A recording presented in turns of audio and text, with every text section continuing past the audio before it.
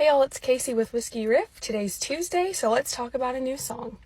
Stapleton's Traveler album ultimately became a breakout hit for him and a #1 country album on the country charts and the Billboard Top 200, but it actually has a really personal and deep meaning behind it. He had previously had another single die out at country radio before he started writing for this album, and he says that his dad passed away the same month, and it was a really hard and pretty dark time in his life, understandably. So his wife Morgan, who sings with him all the time, decided to buy him a vintage Jeep that he had had his eye on for a while, and it was about 1,600 miles away from where they lived in Nashville, so he had to drive pretty much across the country to go and pick it up. They later started the recording process. He says they did the whole thing in a week, and ultimately that was mostly because he knew what he wanted to say and what he wanted it to sound like, adding that he just wanted to make a record that he knows his dad would have loved. Of course, a few months after the album and single came out, Chris and Justin Timberlake had that breakout performance of Tennessee Whiskey at the CMA Awards, and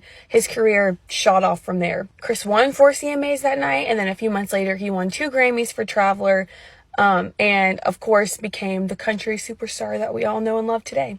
Chris calls the CMA performance lightning in a bottle for him, and of course, Traveler was the single that started it all and is still one of my favorite Chris Stapleton songs too. For more great stories like this, make sure you check out our website, Whiskey Riff, and all of our social media at Whiskey Riff. Bye y'all.